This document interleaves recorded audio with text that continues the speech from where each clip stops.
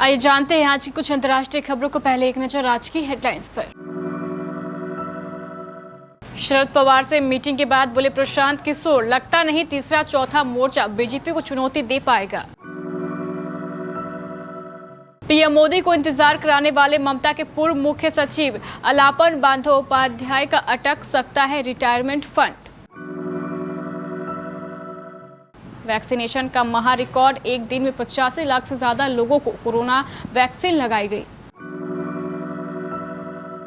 चिराग बोले, जिस दिन कोर्ट गया उसी दिन हमारे हक में आएगा फैसला।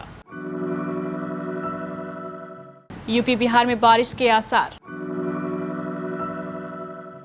धर्म परिवर्तन गिरोह ने मुख बधिर को बनाया शिकार, आदित्य से बना दिया अब्दुल।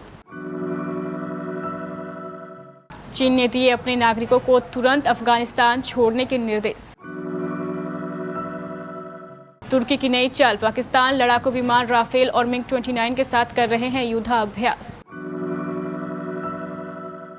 कबीर सिंह के 2 साल पूरे होने पर कियारा आडवाणी ने किया याद, बोली जून मेरे लिए खास। एमएस धोनी परिवार संग शिमला की वादियों में मना रहे हैं छुट्टियां, साक्षी ने शेयर किया वीडियो।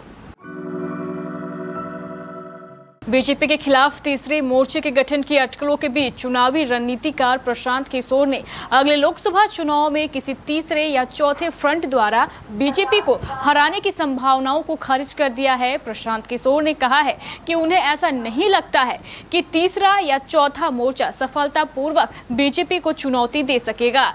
बता दें कि सोमवार को प्रशांत किशोर एनसीपी चीफ शरद पवार से मिले थे। यह मुलाकात इसलिए भी अहम मानी जा रही है क्योंकि बीते 10 दिनों में दोनों की यह दूसरी मीटिंग थी। प्रशांत किशोर ने एक निजी चैनल से बातचीत में कहा कि तीसरा मोर्चा जांचा परखा हुआ है और यह मौजूदा राजनीतिक परिदृष्टि में फिट नहीं बैठता।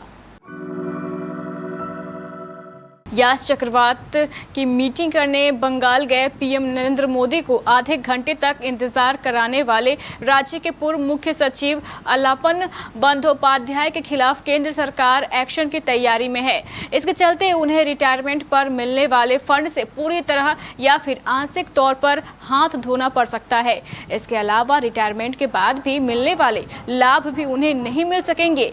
अलापन बंदोपाध्याय को केंद्र सरकार ने ट्रांसफर कर दिल्ली बुलाया था, लेकिन उन्होंने सूबे के चीफ सेक्रेटरी के पद से इस्तीफा दे दिया था और ममता बनर्जी के सलाहकार बन गए थे। इसके बाद से ही केंद्र सरकार उन पर अनुशासनहीनता के तहत कार्रवाई करने का विचार कर रही थी। नई गाइडलाइन के मुताबिक वैक्सीनेशन शुरू होने के पहले दिन अब तक के सारे रिकॉर्ड टूट गए हैं। सोमवार को 85 लाख से ज्यादा लोगों को टीका लगाया गया। राज्यों से पूरा डेटा आने के बाद यह संख्या और बढ़ने की उम्मीद है। covid.gov.in पर दिए डेटा के मुताबिक अब तक 85,15,000 लोगों को वैक्सीन लगाई गई है। इससे पहले 5 अप्रैल को 43 लाख से ज्यादा लोगों को वैक्सीन लगाई गई थी। रिकॉर्ड लोगों को वैक्सीन लगाने पर प्रधानमंत्री नरेंद्र मोदी ने खुशी जताई है। रामविलास की लोजपा अब किसकी, इसे लेकर लड़ाई सड़क पर आ चुकी है। चाचा पारस और भतीजा चिराग के खेमे में शक्ति प्रदर्शन चल रहा है।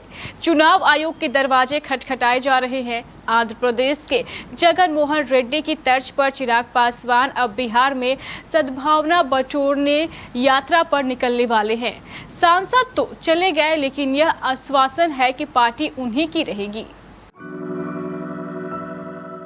दक्षिण पूर्वी उत्तर प्रदेश से सटे भागों पर कम दबाव का क्षेत्र बना हुआ है, जबकि उत्तर पश्चिमी राजस्थान के आसपास के हिस्सों पर एक चक्रवाती हवाओं का क्षेत्र है।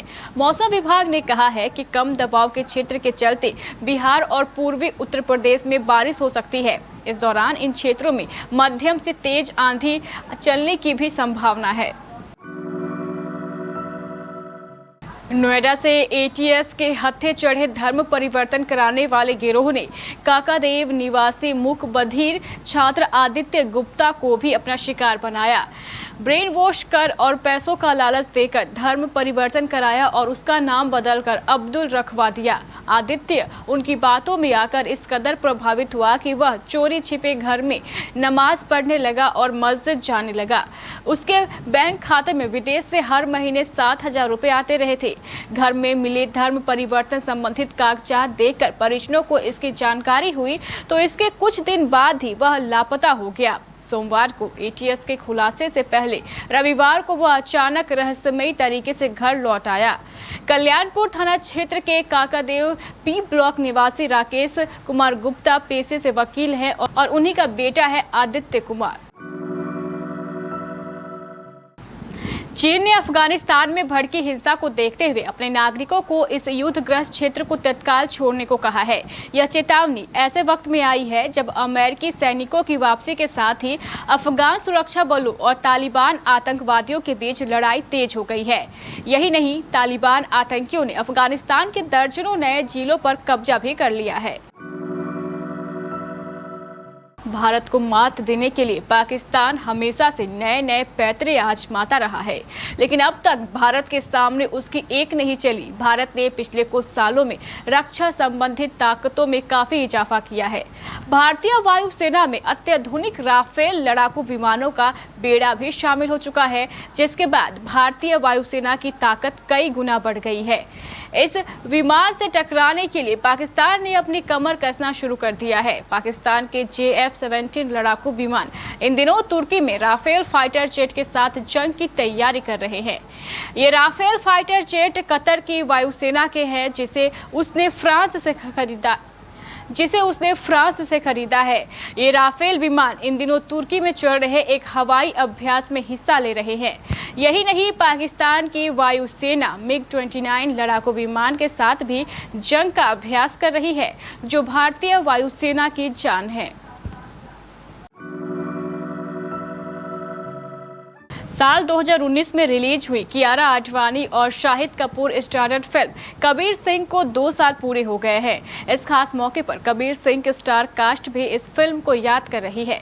इस फिल्म ने बॉक्स ऑफिस पर कई रिकॉर्ड तोड़े थे। वहीं कियारा आडवाणी ने इस फिल्म को याद कर जून के महीने को ही खुद के लिए लकी बता दिया है।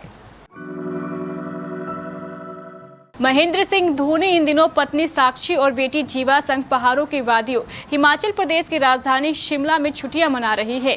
साक्षी सिंह धोनी ने इंस्टाग्राम पर 2 वीडियो पोस्ट किए हैं। इनमें से एक वीडियो में महेंद्र सिंह धोनी वर्कआउट करते नजर आ रहे हैं। बेटी जीवा के इंस्टाग्राम से भी तस्वीरें और वीडियो पोस्ट किए गए हैं।